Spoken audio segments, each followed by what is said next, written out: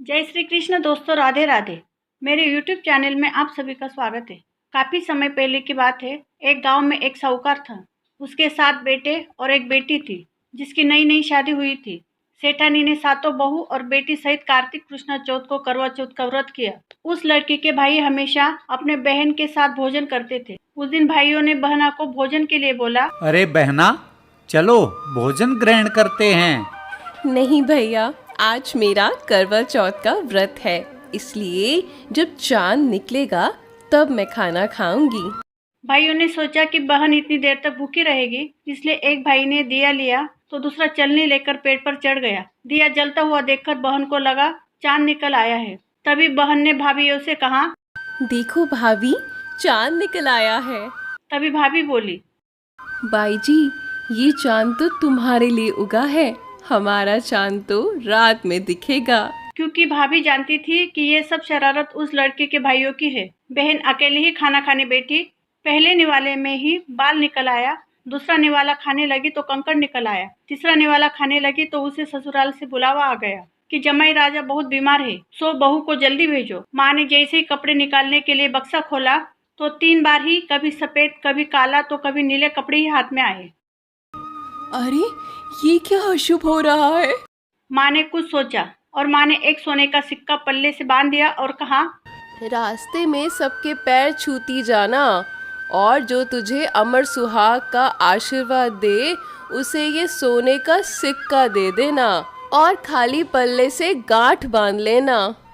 रास्ते में सब औरतें भाइयों का सुख देखना, भाइयों का सुख देखना की आशीष देती गई। किसी ने भी सुहाग की आशीष नहीं दी। ससुराल के दरवाजे पर पहुंचने पर पालने में सोती हुई जेठ की लड़की झूल रही थी। उसके पैर छूने लगी तो वह लड़की बोली, तुम्हारा सुहाग अमर रहे, तुम 7 पुत्रों की माँ बनो। यह वाक्य सुनते ही उसने जल्दी से सोने का सिक्का निकालकर उसको दे दिया और पल्ले से दोबारा गांठ बांध ली। अंदर गई तो पति मरा पड़ा था।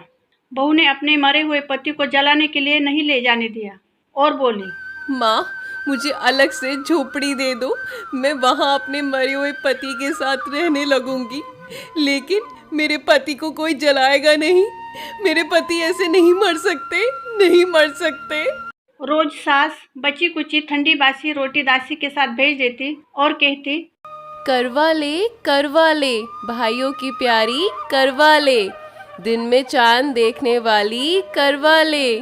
थोड़े दिन बाद माँ की तीज चौथाई और बोली, मेरे उजड़े हुए सुहाग को वापस लौटाना होगा माँ, मेरे पति को जिंदा करना होगा। मुझे मेरी गलती का पश्चाताप है, मैं आपसे माफी मांगती हूँ माँ। मेरे पति को जिंदा कर दो माँ, मेरे पति को जिंदा कर दो। तब चौथाई माता बोली, मैं भला कौन होती हूँ तेरे पति को जिंदा करने वाली। बैसाख माह की बैसाखी चौथ आएगी और वही तेरे पति को जिंदा भी करेगी। इसी तरह बैसाखी चौथ आई। नहीं पुत्री, मैं कुछ नहीं कर सकती।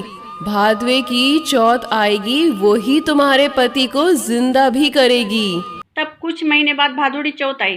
स्वर्ग से चौथ माता उतरी और वही सब बातें कहने लगी। तब उसने चौथ माता के पांव पकड़ लिए और चौथ माता बोली, पुत्री, तुझसे कार्तिक की करवा चौथ माँ नाराज है और वही तुम्हारे सुहाग को जिंदा करेगी। इसलिए कह रही हूँ कि तू उसके पैर मत छोड़ना, क्योंकि वही तेरे पति को अमर कर सकती है। अगर तूने उसके पैर छोड़ दिए तो उसके अलावा तेरे पति को कोई जिंदा नहीं कर सकता। कार्तिक का महीना स्वर्ग से चौथ माता उतरी। चौथ माता आई और गुस्से से बोली, भाइयों की प्यारी करवा ले, व्रत तोड़ने वाली करवा ले, दिन में चांद देखने वाली करवा ले। जब साहूकार की बेटी ने पैर पकड़ लिए, वह विलाप करने लगी। हे चौथ माता, मेरा सुहाग मेरे व्रत भंग करने की वजह से उजड़ा है। मैं ना समझ थी, मुझे इतना बड़ा दंड मत दो, मुझे इतना बड़ा दंड मत दो माँ। मेरा सुहाग जिंदा कर दो माँ, सुहाग जिंदा कर दो। तब चौथ माता बोली, पापिनी, दुष्टनी, मेरा पैर पकड़कर क्यों बैठी है? छोड़ मेरा पैर। मेरी बिगड़ी हुई आपने ही बनानी होगी, मुझे सुहाग देना ही होगा माँ, क्योंकि आप जग की माता हैं, आप सबकी इच्छा पूरी करने वाली हैं माँ। तब चौथ माता खुश हुई, आंखों में से काजल निकाला, नाखूनों से मेहंदी, बिंदी में से रोली निकाली और सबसे छोटी उंगली में से उसके मरे हुए पति पर छींट दिया। छींट देते ही उसका पति उठ गया और बोलने लगा, मुझे बहुत नींद आई थी, बहुत दिनों बाद आँख खुली है। अरे आप जिंदा हो गए। आप पिछले 12 महीने से नींद में थे। मुझे तो चौथ माता ने सुहाग दिया है। चौथ माता की जय हो चौथ माता की। क्या चौथ माता ने मुझे जिंदा किया है? चौथ माता की जय हो। मैया का धूमधाम से उजमन करो, मैया के धूमधाम से व्रत करो। उधर ननन रोटी देने आई तो उसने 2 जनों के बोलने की आवाज सुनी तो अपने माँ को जाकर बोली, माँ, पता नहीं भाभी तो अभी किसी के साथ बातें कर रही है। तब सास ने जाकर देखा तो बहू और बेटा दोनों झूम रहे हैं और वे चौपड़ पासा खेल रहे हैं। देखकर वह बहुत खुश हुई। अरे ये कैसे हुआ? मेरा बेटा तो मर गया था ना। ये सब मुझे मेरी चौथ माता ने दिया है। और सासू जी के पैर छूने लगी और सास ने अमर सुहाग की आशीष दी, लेकिन बोली, ये बात तो ठीक है बेटा, लेकिन नगर वासियों को कैसे यकीन दिलाएंगे कि चौथ माता ने तुम्हारा सुहाग तुम्हें वापस कर दिया है? हे माँ, अगर मैं उल्टा करवा फेर दूंगी तो ये वापस से मर जाएंगे और अगर सीधा करवा फेर दूंगी तो ये जिंदा हो जाएंगे और ऐसा देख सब लोगों को यकीन हो जाएगा। तब पूरी नगर में ढिंडोरा पिटवा दिया। सब कोई देखने आए कि सीधा करवा फेरते ही उसका पति जिंदा हो गया। दूर खड़े पति पत्नी का गठबंधन जुड़ गया और सब जोत माता का चमत्कार मानने लगे। जोत माता का वर, पुरुष की पत्नी, बेटे की माँ, सभी को करना चाहिए जोत माता का स्मरण।